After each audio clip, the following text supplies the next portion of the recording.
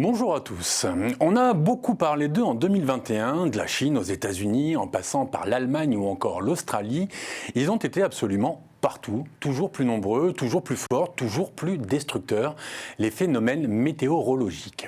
Et c'est vrai que toute cette année, nous avons assisté assez régulièrement, comme une série sur Netflix, à des épisodes climatiques extrêmes. Si j'ose le parallèle avec les séries, c'est que pour les gens de ma génération, ce dont nous avons été témoins cette année, le spectacle dévastateur que nous a imposé le climat, n'existait que dans les films. Et on payait pour ça. On payait pour aller voir les derniers effets spéciaux qui allaient réduire la planète en miettes. Aujourd'hui, plus d'effets spéciaux, plus de cinéma, mais une planète et son climat qui luttent pour ne pas devenir fous et perdre la tête, ce qui, vous vous en doutez, serait fatal pour nous. Heureusement, il existe des hommes et des femmes capables de nous alerter si jamais notre climat se mettait à dérailler. Des femmes et des hommes qui, toute la journée, observent, analysent, détaillent tout ce qui se passe autour de nous, au-dessus de nous.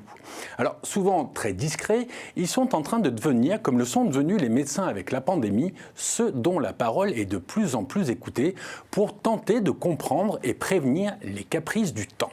Alors, vous l'avez compris, je parle des climatologues et autres météorologues, et forcément, mon invité est l'un d'entre eux.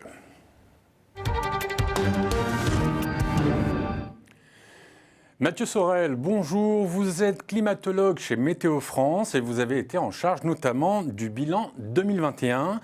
Je vous ai présenté en tant que climatologue, peut-être un point de grammaire ou de vocabulaire. Quelle est la différence entre climatologue et météorologue ?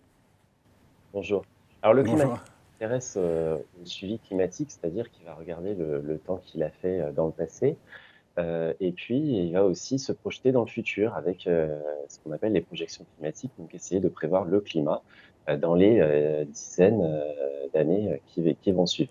Le météorologue, lui, va plutôt s'intéresser au temps du quotidien ou aux prévisions à court terme ou à moyen terme sur la France ou sur une zone donnée.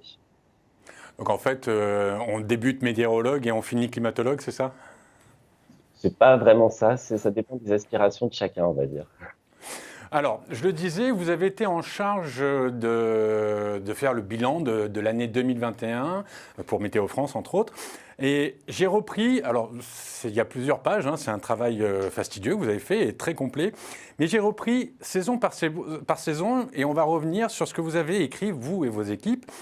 Printemps, un printemps souvent frais. Qu'est-ce que ça veut dire ? Alors, on comprend ce que ça veut dire, mais par rapport à la norme, qu'est-ce qu'il y a eu comme différence notable ? Je vous propose même qu'on rembobine dès le mois de janvier, finalement, sur cette année 2021. On a commencé avec des crues, vous vous en souvenez certainement, dans le sud-ouest, hein, qui étaient relativement exceptionnelles, hein, notamment sur le bassin de la Garonne et de l'Adour. On a eu une fin février extrêmement douce, marquée par de très nombreux records de chaleur, une fin de mois de mars extrêmement douce, elle aussi, marquée par de très nombreux records de chaleur. Et puis, on a eu une vague de froid qui nous est arrivée en provenance d'Arctique début avril, notamment du 4 au 8 avril, et qui a donc causé de très nombreux dégâts sur les cultures agricoles, puisqu'on a eu des gelées très intenses. Et comme la végétation avait redémarré, hein, suite à cette vague de chaleur, voilà, patatras avec le gel, les bourgeons, euh, les bourgeons sont morts. Donc on a eu cette période de gel au début du mois d'avril et puis on a eu une nouvelle période de gel au début du mois de mai. Donc c'est pour ça qu'on a caractérisé ce printemps d'un petit peu frais, étant donné que on était dans des niveaux relativement proches des normales, voire légèrement en dessous dans certaines régions. Mathieu, quand je vous pose cette question, c'est aussi pour savoir, vous l'avez analysé, vous en avez fait le bilan, comme je le disais, mais vous, en tant que scientifique, en tant que spécialiste, vous en doutiez, vous le saviez, alors peut-être pas à la date près, mais vous saviez qu'il allait y avoir des vagues de froid, un redoux, qu'au niveau des terres agricoles, il pouvait y avoir un problème parce que la végétation, elle suit son rythme, elle ne suit pas le rythme des pluies et du soleil, elle a son cycle à elle. Vous l'aviez pressenti, vous le saviez, vous le voyiez venir ou c'était juste potentiellement quelque chose qui était dans l'air, si c'est le cas de le dire? Alors disons que c'est ce type de vague de froid tardive, c'est quelque chose qu'on craint énormément puisque dans le contexte de changement climatique, hein, dans lequel nous sommes, la saison hivernale se raccourcit, c'est-à-dire qu'il fait de moins en moins froid et il fait froid moins longtemps. Et donc la saison printanière va, elle, démarrer plus tôt. C'est ce qu'on a vu, hein, fin février, déjà de très fortes chaleurs sur la France par rapport au normal, fin mars aussi. Et puis, ben, donc on a eu cette vague de froid qui nous est arrivée début avril et donc qui a complètement chamboulé le démarrage de la végétation et qui a causé d'énormes dégâts. C'est quelque chose qui peut nous arriver encore par la suite, hein, puisqu'on va encore une fois assister à ce raccourcissement de la saison hivernale et donc à cette végétation qui va reprendre très tôt et certainement trop tôt. Voilà. Et on a déjà des craintes, hein, pour cette année, hein. On le voit, la fin décembre qu'on a connue a été extrêmement douce, hein, exceptionnelle dans certains coins de France, avec encore une fois de nombreux records de chaleur battus. Et donc, on assiste déjà à des fleurs qui repartent, à des bourgeons qui redémarrent. Donc, c'est pas bon, c'est beaucoup trop tôt pour la saison. Souvent, les météorologues, les climatologues, quand on leur demande, là on a eu une vague de froid, il a fait très très froid, ils sont toujours très mesurés en disant oui, mais c'est déjà arrivé, ça arrivera encore. Et on a l'impression, c'est pas un procès d'intention, hein, mais on a l'impression qu'ils ne veulent, alors peut-être parce qu'ils sont tellement scientifiques et tellement rationnels, en aucun cas ils veulent dire que c'est de la faute de l'environnement, du réchauffement climatique, que c'est la faute de la pollution. Souvent, ils sont toujours, voire trop mesurés. Est-ce que vous êtes d'accord avec ça? Est-ce que c'est dans la philosophie des météorologues, des climatologues, de ne pas s'enflammer en disant « Oh là là, il y a eu un orage, c'est la fin du monde » ou est-ce que c'est simplement les faits, les chiffres, les constatations que vous faites qui ne vous permettent pas de pouvoir annoncer la fin du monde dans 6 mois? Alors, je pense qu'on essaie de rester très factuel. Vous parliez de vagues de froid. Vous avez peut-être l'impression peut-être qu'on les minimise, ces vagues de froid. Oui, certainement, on les minimise par rapport aux faits qu'on observe, c'est-à-dire elles sont de moins en moins nombreuses, elles sont de moins en moins intenses.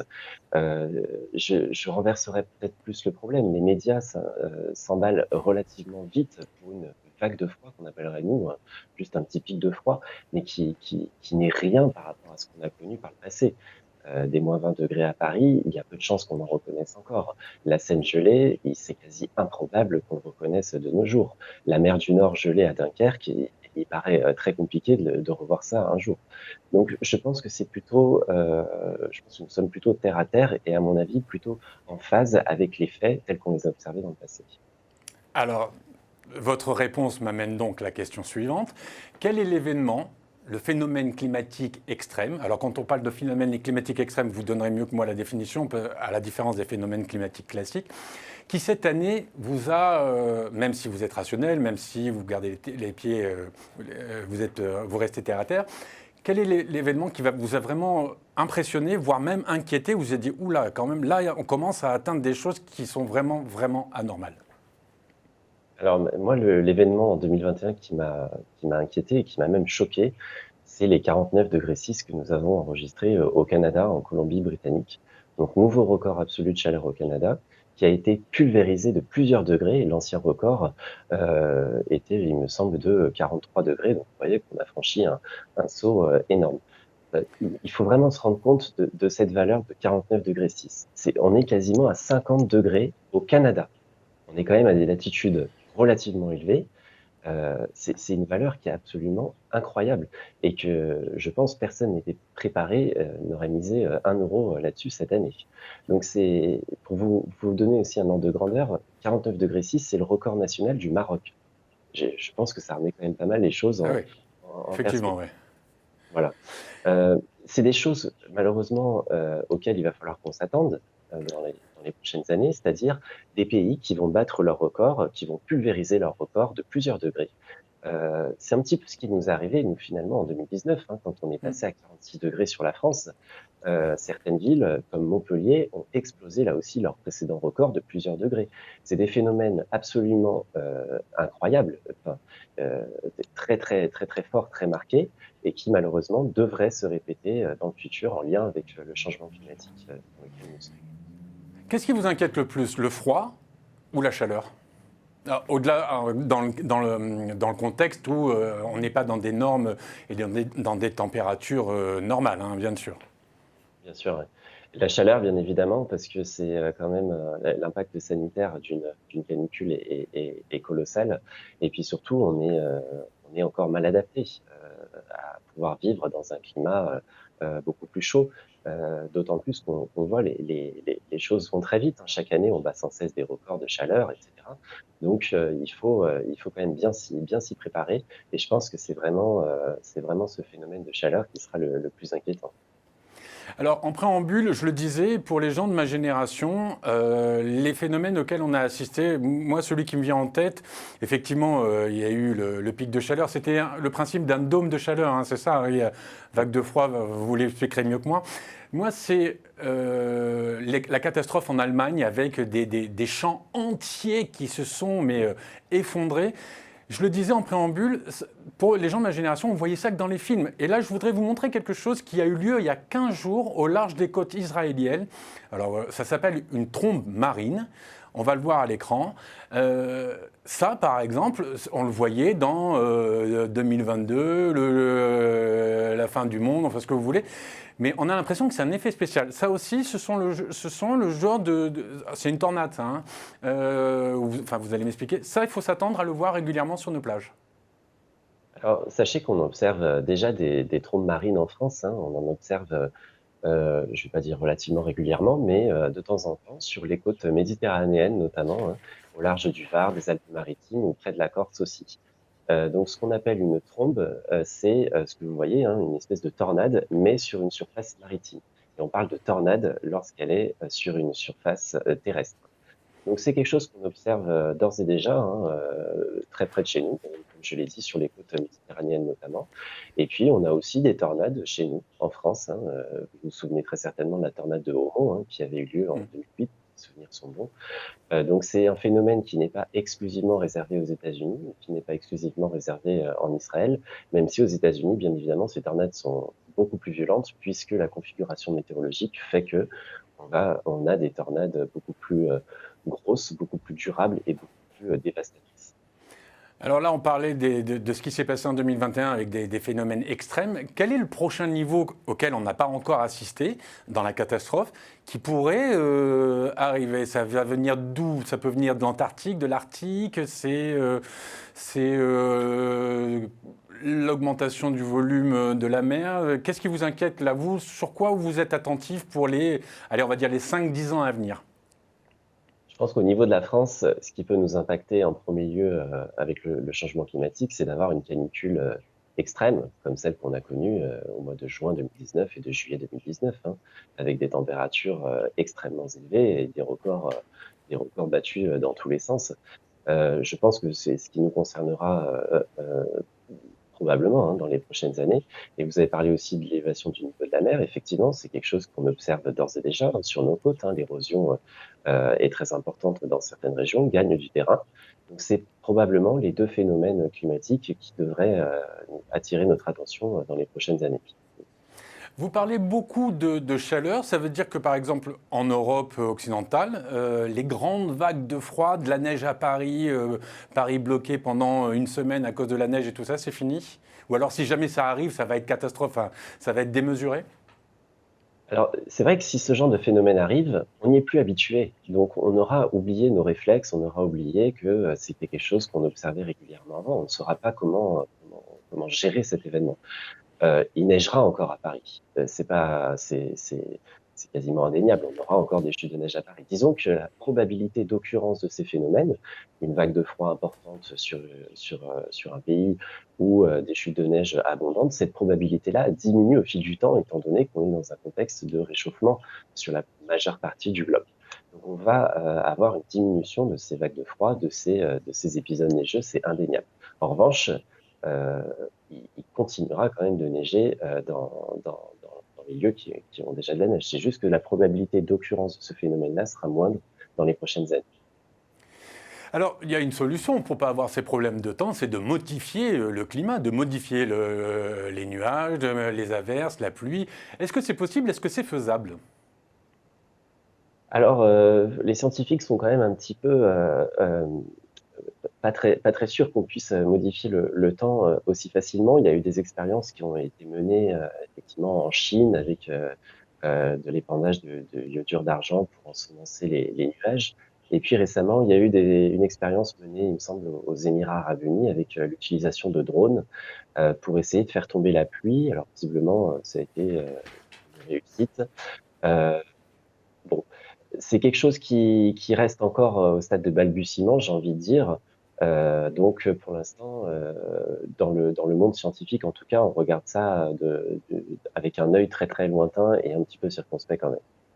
Oui, d'accord, on est bien d'accord que ça aurait des conséquences catastrophiques et qu'il y a un consensus mondial, il y a une agence des météorologues et des climatologues mondiales. On est dans un monde pacifique où tout le monde échange en bonne intelligence les informations, on ne se tire pas dans les jambes. Parce qu'en fait, le climat, c'est open source, il suffit de lever les yeux et on voit ce qui se passe, quoi. Même dans les pays Oui, autoritaires, j'entends, hein. oui, alors il y a l'Organisation météorologique mondiale, l'OMM, qui est basée à Genève et qui est une agence onusienne qui dépend de l'ONU et à laquelle la majeure partie des pays du monde adhèrent. Et donc l'OMM fournit des standards de mesure de la précipitation, de mesure de température. Elle nous donne des normes, des standards à respecter pour essayer d'avoir la même façon d'observer le temps et donc du coup de suivre le climat. Donc c'est vraiment très important. Et pour répondre à votre deuxième question, effectivement, on a un certain consensus, hein. Il n'y a pas de compétition entre les agences américaines, chinoises, françaises, européennes, pas du tout. Dans le monde de la météo et dans le monde du climat, tout le monde travaille main dans la main, partage ses informations, partage ses données, collabore ensemble. Il y a énormément de partenariats, énormément de choses qui sont faites ensemble. Donc ça, c'est vraiment quelque chose de très chouette. Il n'y a absolument pas de compétition entre les pays et c'est vraiment très important. Ouais. Alors justement, comme il n'y a pas de compétition, il y a un jeune homme qui s'appelle Ilyes Gouil, qui est un passionné de météo. Il a 19 ans, il a créé il y a 5 ans, il habite en Franche-Comté, il a créé il y a 5 ans son site météo, il est chasseur de tornades, de tempêtes et autres. Et puis là, il vient carrément de créer sa chaîne pour la météo franc-comtoise. Il a une question à vous poser, Mathieu. On écoute la question et on écoute votre réponse juste après. Bonjour Mathieu, on dit que l'émission de CO2 rejetée ce jour dans l'atmosphère va mettre 50 ans à impacter le climat dans le monde. Alors, est-ce vrai? Mathieu, c'est vrai? Alors, c'est une très bonne question. Le GIEC a montré qu'en fait, la durée de vie du CO2 dans l'atmosphère est beaucoup plus importante que ces 50 ans-là. Si on émet 100 gigatonnes de CO2 à un jour donné, eh bien, au bout de 100 ans, il restera encore 50 gigatonnes de CO2 dans l'atmosphère. Donc, vous voyez qu'en 100 ans, on a juste diminué de moitié la teneur en CO2 dans l'atmosphère pour un jour donné d'émission. Le CO2 a une durée de vie extrêmement longue. Donc, en fait, chaque particule de CO2 que nous allons émettre va mettre plusieurs années à disparaître, plusieurs dizaines, centaines, voire milliers d'années à disparaître. Donc, c'est pour ça qu'il est important qu'on réduise d'ores et déjà, tout de suite, aujourd'hui, nos émissions de CO2. Mathieu, quand vous avez débuté vos études, climat, le ciel, la science, est-ce que on vous demandait déjà à l'époque d'être aussi impliqué et aussi concerné par l'environnement, l'écologie, le réchauffement climatique, ou maintenant vous ne pouvez plus vous êtes considérés comme des écologistes ou comme des environnementalistes? On a l'impression que votre pratique, votre matière, a été englobée par justement tous les problèmes liés au climat et les conséquences financières et les conséquences migratoires et tout ce qu'on connaît avec ça. Est-ce qu'au début, c'était aussi présent dans vos études au début de votre carrière? Non, effectivement, c'est quelque chose qui monte crescendo, j'ai envie de dire, hein. Là, on en parle maintenant désormais à l'École nationale de météo. On en parle bien évidemment tout de suite beaucoup et dès le début de la scolarité. Mais c'est vrai que quand je suis rentré à l'École nationale de la météo, c'était peut-être un sujet dont on discutait, mais peut-être beaucoup moins qu'aujourd'hui. Effectivement, moi, dans mon quotidien, mon travail influe énormément sur ma vie puisque je me rends bien compte de l'état dans lequel la planète est et la planète devrait s'être dans les prochaines années. Donc, effectivement, personnellement, de mon côté, je fais tout pour essayer de réduire mon empreinte carbone, d'essayer de faire attention. Et j'essaye aussi, sans être trop pénible, de sensibiliser mon entourage à ces questions-là, de réduire mes déchets, d'essayer de moins prendre la voiture, essayer de moins prendre l'avion, etc. Chaque petit geste compte et c'est le message que moi j'essaie de faire passer en tout cas autour de moi.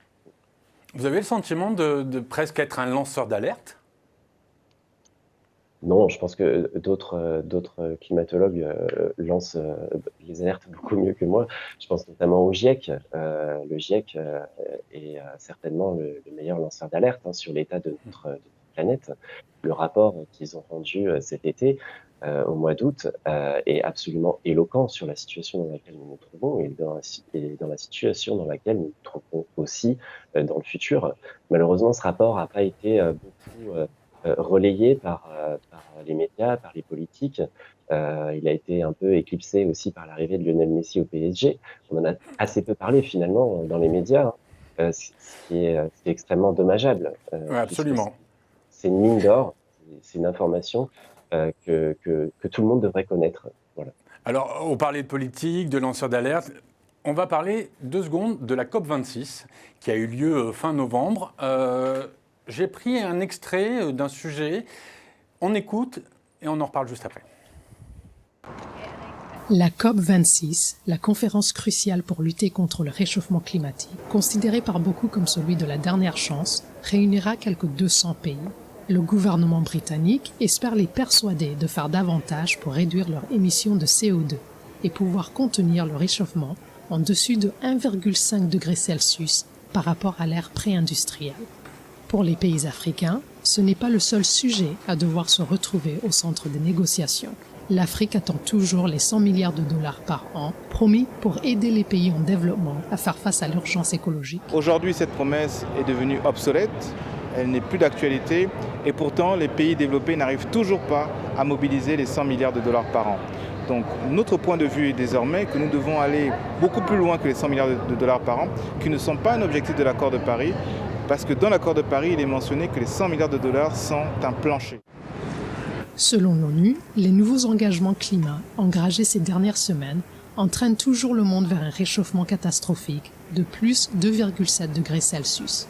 Et le mois de juillet 2021 a été le plus chaud jamais enregistré sur la planète. L'Afrique subsaharienne est particulièrement vulnérable à ces changements, caractérisés par des épisodes de temps extrêmes comme les sécheresses ou les inondations et par les effets secondaires de la montée des eaux et l'insécurité alimentaire. En 2015, presque 200 États s'engageaient à réduire les émissions de gaz à effet de serre. 6 ans après l'accord de Paris, l'ONU dénonce des promesses toujours pas à la hauteur de l'urgence climatique, notamment chez les grands émetteurs. Mathieu, 2 questions. La première, les politiques, je ne parle pas que des politiques de notre pays, mais les politiques environnementales, climatiques et autres, vous les comprenez, vous les dénoncez, vous tentez de les accompagner.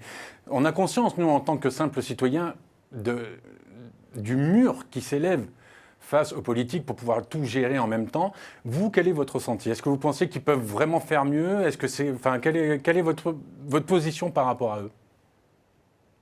Oui, alors sans rentrer dans des considérations politiques, je pense qu'on peut toujours faire mieux.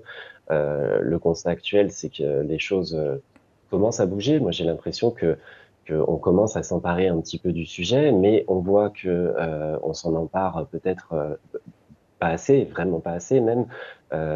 Espérons que ce soit un sujet qui soit réellement abordé dans notre prochaine campagne présidentielle. En tout cas, je pense qu'on peut toujours faire mieux. Les politiques peuvent toujours faire mieux pour le climat. Il y a encore une grosse marge de progression et d'amélioration. Mais il faut aussi que le citoyen se sente aussi impliqué et qu'il n'attende pas forcément que cela vienne de politique. Il peut aussi, lui aussi, agir au quotidien pour le climat afin de mieux respecter la planète et d'essayer d'enrayer ce phénomène de changement climatique. Mathieu, un mot sur l'Afrique subsaharienne. Pour nous, vu de France, l'Afrique, il fait chaud, il peut faire très très chaud.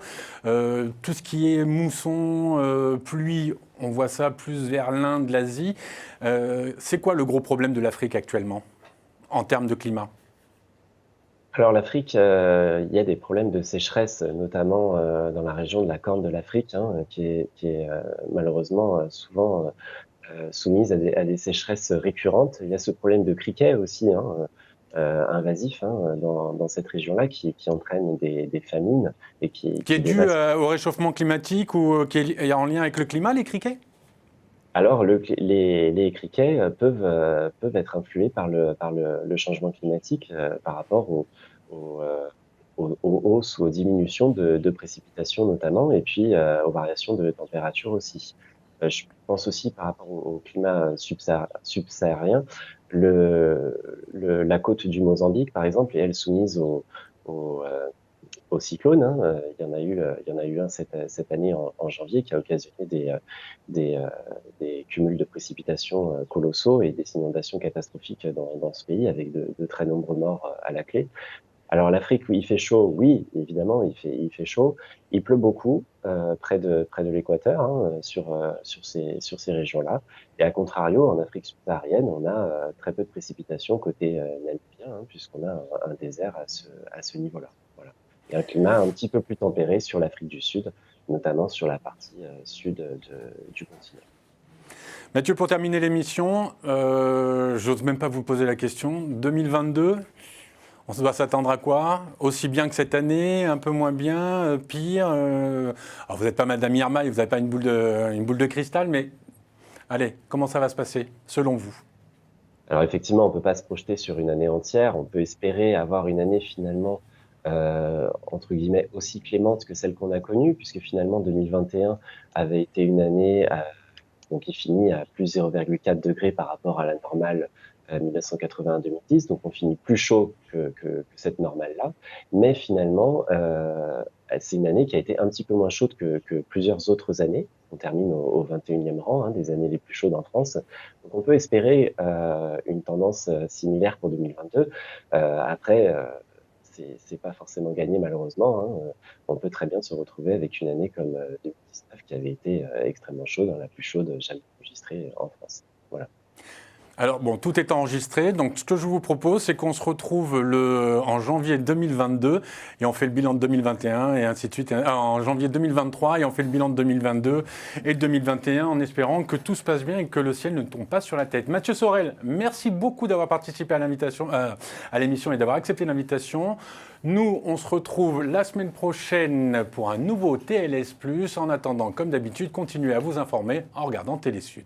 À très bientôt. Au revoir tout le monde.